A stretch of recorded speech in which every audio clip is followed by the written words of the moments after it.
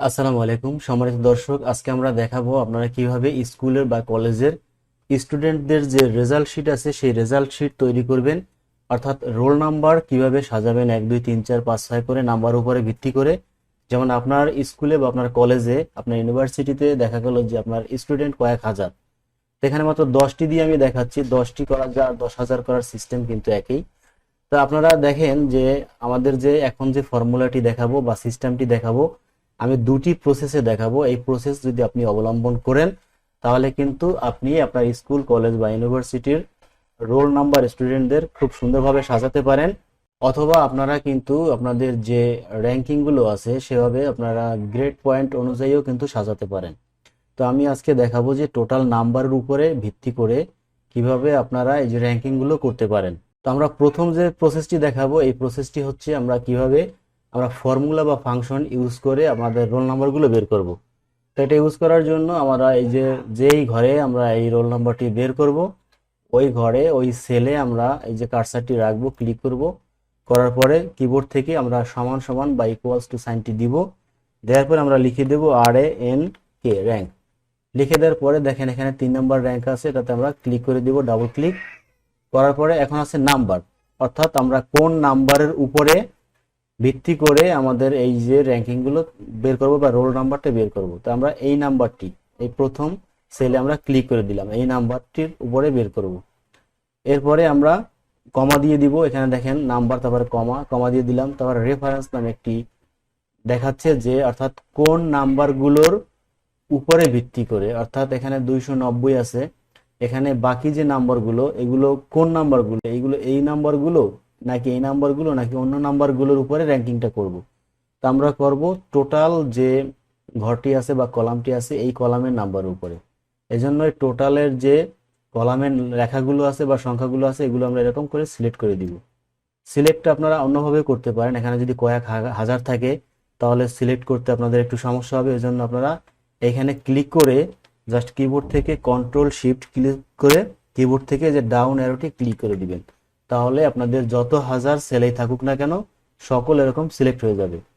যাওয়ার পরে এই দুইটিকে আপনি যুক্ত করে অ্যাড করে দিবেন, অর্থাৎ আপনার এখান থেকে কিবোর্ড থেকে F4 প্রেস করে এরকম এগুলো সব অ্যাড করে দিতে হবে। মানে আমরা যখন এই যে সূত্রগুলো বা ফাংশনগুলো ইউজ করি তখন আমরা এই যে কর্নারে নিয়ে যখন প্লাস আইকন এরকম কালো হয় তখন যখন এরকম ড্র্যাগ করে নিচে নিয়ে যাই তখন সূত্রগুলো বা ফাংশনগুলো কিন্তু অটোমেটিকলি একটার পরে নিচের সেল, নিচের সেলের পরে তার নিচের সেল, এরকম অটোমেটিক ধরে ধরে কিন্তু ওরা ক্যালকুলেশন করে রেজাল্টগুলো বের করে দেয়।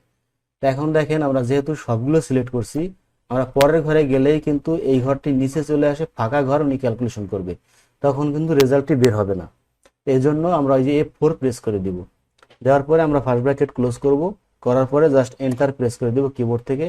তাহলে দেখেন রোল নাম্বার বের হয়ে গেছে, অর্থাৎ 290 6 নম্বরে রয়েছে।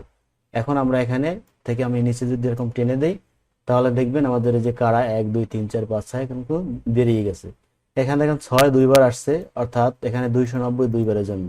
তো আমরা একটা নাম্বার এখানে যদি কমাই দিই তাহলেও হয়তোবা অন্য একটি ইয়েতে চলে যাবে, এখানে 7 চলে গেছে। আচ্ছা, এইভাবে আপনারা কিন্তু সাজাতে পারবেন। এখন আমরা এই যে 1 কোনটা 2 কোনটা, এখন যদি 1 2 অনুসারে আমরা যদি উপর থেকে নিচ পর্যন্ত সাজাতে চাই, উপরে 1 থাকবে নিচে 2 থাকবে, তাও কিন্তু আমরা পারবো। তাহলে দেখবেন এই নামগুলো কিন্তু এলোমেলো হয়ে যাবে, অর্থাৎ এই 1 এই যে পারভেজ উপরে চলে আসবে, একটু খেয়াল করে দেখবেন।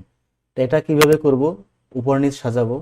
এটা করতে হলে আমরা এই যে উপরে যে হেডলাইনটি আছে শিরোনাম, এই শিরোনামের যে কোনো একটি ঘরে ক্লিক করব, করার পরে ফিল্টারে ক্লিক করব, ডেটায় ক্লিক করা থাকা অবস্থায় ফিল্টার। এখন এই যে রোল নাম্বারের ঘরে যে ডাউন অ্যারোটি আছে এটাতে ক্লিক করব, করার পরে দেখেন এখানে শর্ট স্মলেস্ট টু লার্জেস্ট নামে একটি অপশন আছে, এটাতে আমরা ক্লিক করে দেবো, মানে ছোট থেকে বড় সাজাবো। তাহলে দেখেন এই যে পারভেজ উপরে চলে আসছে। এখন দেখেন এই যে 1 2 3 4 5 6 এরকম আমরা সিরিয়ালে সাজাতে পেরেছি। এখন আমাদের রোল নাম্বারটি কিন্তু বেরিয়ে গেল।